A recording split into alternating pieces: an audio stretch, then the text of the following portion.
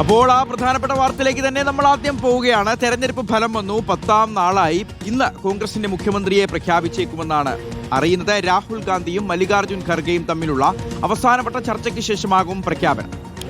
KC, VD, RC പക്ഷങ്ങളുടെ വാദങ്ങളും നിരീക്ഷകരുടെ റിപ്പോർട്ടും ഒന്നിച്ച് ചർച്ച ചെയ്യും. എല്ലാവർക്കും സ്വീകാര്യമായ തീരുമാനമുണ്ടാകുമെന്നാണ് നേതാക്കളുടെ പ്രതികരണം.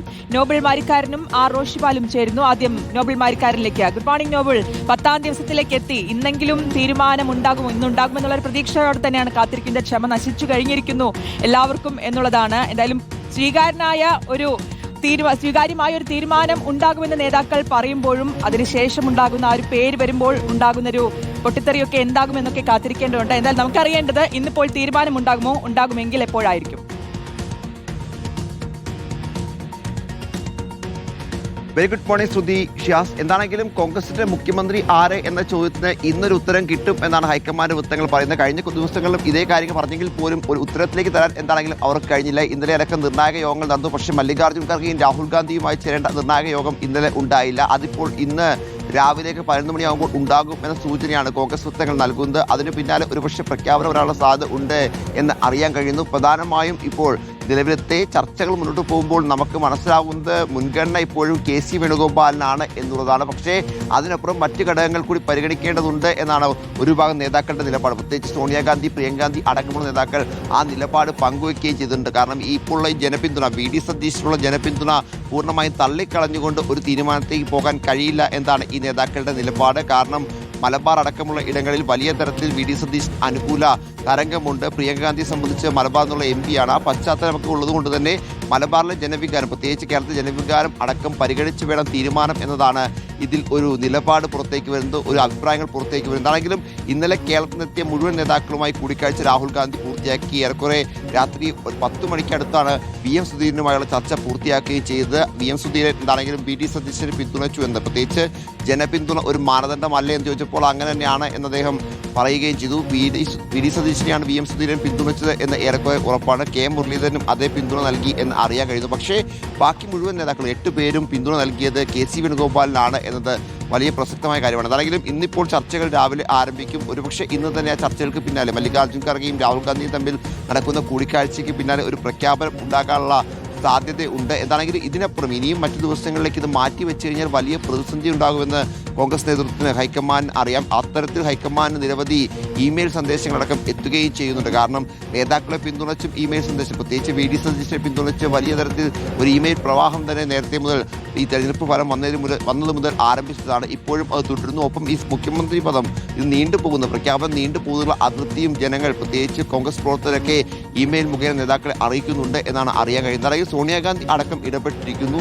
ഇനിയിപ്പോൾ ഇന്നെങ്കിലും ഒരു പ്രഖ്യാപനം വരും എന്ന പ്രതീക്ഷയാണ്. ആരായിരിക്കും കേരളത്തിലെ മുഖ്യമന്ത്രി എന്ന് വലിയ ആകാംക്ഷയാണ്. എന്താണെങ്കിലും ഏറ്റവും മുൻനിരയിൽ ഇപ്പോൾ ഓടിക്കൊണ്ടിരിക്കുന്നത് KC വേണുഗോപാൽ തന്നെയാണ്. പക്ഷേ VD സതീശനും രമേശ് ചെന്നിത്തലയും തൊട്ടു പിന്നാലെ തന്നെയുണ്ട്. അവരുടെ ഓരോ കാര്യങ്ങളും, പ്രത്യേകിച്ച് ജനപിന്തുണ, അതോടൊപ്പം രമേശ് ചെന്നിത്തലയാണെങ്കിൽ പ്രവൃത്തി പരിചയം അടക്കമുള്ള കാര്യങ്ങളും പരിഗണിക്കുന്നുണ്ട്. ഇതിപ്പോൾ ഒരു പ്രഖ്യാപനം ഉണ്ടാകുമെന്ന് നമുക്ക് പ്രതീക്ഷിക്കാം. ഇനി അങ്ങോട്ട് മുന്നോട്ട് പോയി കഴിഞ്ഞാൽ അത് കൂടുതൽ പ്രതിസന്ധി ഉണ്ടാക്കുമെന്ന് ഹൈക്കമാൻഡിനും കൃത്യമായ ധാരണയുണ്ട്. ശരി, നോബിളാണ് ഇപ്പോൾ വിവരങ്ങൾ നൽകിയത്. ഇനി റോഷിപാലിലേക്ക് കൂടി പോവാം. Roshi, good morning. അപ്പോൾ കേൾക്കാൻ കഴിയുന്ന എല്ലാവരെയും കേട്ട് കഴിഞ്ഞു. ആദ്യം ഈ നേതാക്കളെ കേട്ടു, MLA മാരെ കേട്ടു, MP മാരെ കേട്ടു. ഇന്നലെ ഇപ്പോൾ വർക്കിംഗ് പ്രസിഡന്റുമാരും മുൻ KPCC അധ്യക്ഷന്മാരും അച്ചടക്ക സമിതി അധ്യക്ഷനും വരെ അവിടെ എത്തി. ഇനിയിപ്പോൾ വോട്ടർമാർ മാത്രമേ അങ്ങോട്ട് പോകാനുള്ളൂ. അത്തരത്തിൽ ട്രോളുകളൊക്കെ നിറഞ്ഞു കഴിഞ്ഞു. എല്ലാവരുടെയും ക്ഷമ നശിച്ചു. ഇവിടെ ഭരണ സംവിധാനം പോലും മുന്നോട്ട് ചലിക്കുന്നില്ല. SLC റിസൾട്ട് പോലും 15-ാം തീയതി പ്രഖ്യാപിക്കാൻ കഴിയുമോ എന്നറിയില്ല. അതിൽ പോലും കൺഫ്യൂഷനാണ്. എല്ലാത്തിൻ്റെയും കാരണം ഒരു മുഖ്യമന്ത്രി ആയിട്ട് വേണം മന്ത്രിസഭ പോലും വരാനെന്നുള്ളതാണ്. അപ്പോൾ ഈ MLC-യുടെ ഒരു പിന്തുണ നോക്കിക്കൊണ്ടാണ് സാധാരണ ഹൈക്കമാൻഡ് തീരുമാനമെടുക്കാറ്. അത് ഹൈക്കമാൻഡിന്റെ ഭാഗത്തുള്ളൊരു ന്യായമാണ്. പക്ഷേ ഇവിടെ അങ്ങനെ സാധിക്കുമോ എന്നുള്ളതാണ് റോഷി. അപ്പോൾ അങ്ങനെ നോക്കിയാൽ KC വേണുഗോപാൽ ഒരുപടി മുന്നിലാണ്. പക്ഷേ അപ്പോഴും ഈ RC-യെയും VD-യെയും ഏത് തരത്തിലായിരിക്കും അവരെ സമാധാനിപ്പിക്കുക, അതോടൊപ്പം ഘടകകക്ഷികളെ ഈ ഒരു തീരുമാനത്തിന് മുമ്പ് വീണ്ടും ഒന്നുകൂടി കേൾക്കാൻ സാധ്യതയുണ്ടോ, എല്ലാവരെയും തൃപ്തിപ്പെടുത്തിക്കൊണ്ട് എങ്ങനെയായിരിക്കും ആ ഒരു ഫോർമുല, അതറിയാനും ഒരു ആകാംക്ഷയുണ്ട് റോഷി.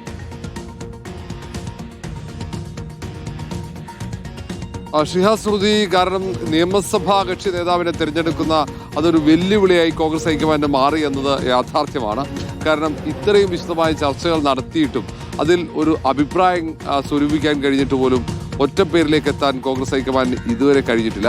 കാരണം ആദ്യഘട്ടത്തിൽ 63 MLA-മാരിൽ ഭൂരിപക്ഷം MLA-മാരുടെ പിന്തുണ KC വേണുഗോപാലിന് ലഭിച്ചെങ്കിലും തെരുവോരങ്ങളിൽ വി ഡി സതീശന് വേണ്ടി കോൺഗ്രസ് പ്രവർത്തകരും മുസ്ലിം ലീഗ് പ്രവർത്തകരടക്കം മുദ്രാവാക്യവുമായി രംഗത്തിറങ്ങുന്ന സാഹചര്യം. സാമൂഹ്യ മാധ്യമങ്ങളിലെ ക്യാമ്പയിൻ ബോർഡുകൾ പ്രത്യക്ഷപ്പെടുന്നു. അത് സംസ്ഥാനത്തെ കോൺഗ്രസിനകത്ത് വലിയ വിഭാഗീയതയും പൊട്ടിത്തെറിക്കും വഴിയൊരുക്കുന്നു എന്ന ഒരാശങ്ക കോൺഗ്രസ് നേതൃത്വത്തിനുണ്ടായി. അതുകൊണ്ട് തന്നെയാണ് ഏറ്റവും ഒടുവിൽ പ്രധാനപ്പെട്ട സംസ്ഥാനത്തെ കോൺഗ്രസ് നേതാക്കളെ കൂടി വിളിച്ചു വരുത്തിയത്. അതിൽ പോലും കെ.സി. വേണുഗോപാലിന്റെ ഭൂരിപക്ഷം ഉണ്ടാകുന്ന സാഹചര്യം. ഇനി എന്താണ് മുന്നിൽ പോംവഴി? കാരണം പ്രഖ്യാപനം നടന്നാൽ വീണ്ടും കോൺഗ്രസിനകത്ത് ഭിന്നതയുണ്ടാവുക, അത് ഏതെങ്കിലും തരത്തിൽ അത് മുന്നണിയെ ബാധിക്കുമോ എന്നൊക്കെയുള്ള ആശങ്ക ഉണ്ട്. അതൊക്കെ സ്വാഭാവികമാണ്. കോൺഗ്രസ് ഏറ്റവും വലിയൊരു ജനാധിപത്യ പാർട്ടി എന്ന നിലയിൽ കോൺഗ്രസിൽ പൊതു ഇടത്ത് അഭിപ്രായം തുറന്നു പറയാനുള്ള സ്വാതന്ത്ര്യമുള്ളത് കൊണ്ട് തന്നെ പ്രവർത്തകരെയും നേതാക്കളെയും ഹൈക്കമാൻഡ് നിയന്ത്രിക്കുക അത്ര എളുപ്പമാകില്ല. കാരണം അങ്ങനെ കടുത്ത അച്ചടക്ക നടപടിയൊക്കെ എടുത്ത് ആളുകളെ പുറത്താക്കുന്ന പതിവ് അത് മറ്റ് രാഷ്ട്രീയ പാർട്ടികൾ പോലെ കോൺഗ്രസിനകത്ത് കുറവാണ്. ഏതെങ്കിലും തരത്തിൽ ഗതികെട്ടാൽ മാത്രമേ നടപടിയെടുക്കുന്ന പതിവുള്ളൂ കോൺഗ്രസിനകത്ത്. അതുകൊണ്ട് പ്രവർത്തകരെ നിയന്ത്രിക്കാൻ ബുദ്ധിമുട്ടാകുമോ എന്നൊരു ആശങ്കയുണ്ട്. ഏതായാലും ഇനി തീരുമാനം മാത്രമാണ്. കാരണം ഇനി ആരുടെയും അഭിപ്രായം തേടാൻ ബാക്കിയില്ല. കാരണം ഏറ്റവും ഒടുവിൽ A.K. ആന്റണിയുമായി ഉൾപ്പെടെ സംസാരിച്ചു കഴിഞ്ഞു. ഇനി തീരുമാനമെന്ന് നേരത്തെ നോബൽ ചൂണ്ടിക്കാണിച്ചതുപോലെ ഉച്ചയ്ക്ക് മുമ്പ് മുഖ്യമന്ത്രി ആരെന്ന കാര്യത്തിൽ തീരുമാനമുണ്ടാകുമെന്ന് പ്രതീക്ഷിക്കുകയാണ്. ഇന്നലെ രാത്രിയോടെ തന്നെ പ്രധാനപ്പെട്ട നേതാക്കളുമായി ചില പ്രധാനപ്പെട്ട ഫോൺ കോളുകൾ അവർക്ക് ലഭിച്ചു എന്ന വിവരങ്ങളൊക്കെ പുറത്തു വരുന്നുണ്ട്. ഏതായാലും നേതാക്കൾ അവരുടെ ക്യാമ്പുകൾ, അത് കെ.സി. വേണുഗോപാൽ ആകട്ടെ, രമേശ് ചെന്നിത്തല, ഒപ്പം വി ഡി സതീശൻ, 3 നേതാക്കളും അവരുടെ ക്യാമ്പുകളും ആത്മവിശ്വാസത്തോടെ തന്നെ കാത്തിരിക്കുകയാണ്. ഇന്ന് പ്രഖ്യാപനം വന്നാൽ അവർക്ക് അനുകൂലമായിരിക്കുമെന്ന് ഓരോ ഘടകങ്ങൾ അവർക്ക് അനുകൂലമായി പ്രതീക്ഷിക്കുന്നുമുണ്ട്. വി ഡി സതീശന് മുസ്ലിം ലീഗിന്റെ പിന്തുണയൊക്കെ വലിയ ആത്മവിശ്വാസമുണ്ട്. സമാനമായി കെ.സി. വേണുഗോപാലിനെ സംബന്ധിച്ചിടത്തോളം എല്ലാ MLA-മാരുടെ പിന്തുണ, നേതാക്കളുടെയൊക്കെ പിന്തുണ, അത് മാത്രം മതി കെ.സി. വേണുഗോപാൽ ക്യാമ്പിന്റെ ആത്മവിശ്വാസം വർദ്ധിക്കാൻ. രമേശ് ചെന്നിത്തല ഏറ്റവും ഒടുവിൽ സോണിയാഗാന്ധിയിലും പ്രിയങ്ക ഗാന്ധിയിലൊക്കെയാണ് പ്രതീക്ഷ. കാരണം പരിചയ സമ്പത്ത്, ഇത്രയും കാലത്തെ പ്രവർത്തന പരിചയം, പാർട്ടിക്ക് വേണ്ടി നൽകിയ സംഭാവനകൾ, ദേശീയ തലത്തിൽ പ്രവർത്തിച്ച പാരമ്പര്യം, അതൊക്കെയാണ് രമേശ് ചെന്നിത്തലയുടെ പ്രതീക്ഷ. ഏതായാലും 3 പേരും ആത്മവിശ്വാസത്തോടെ നെഞ്ചിരിപ്പോടെ തന്നെയാണ് കാത്തിരിക്കുന്നത്. ഇന്ന് പ്രഖ്യാപനം ഉണ്ടാകും.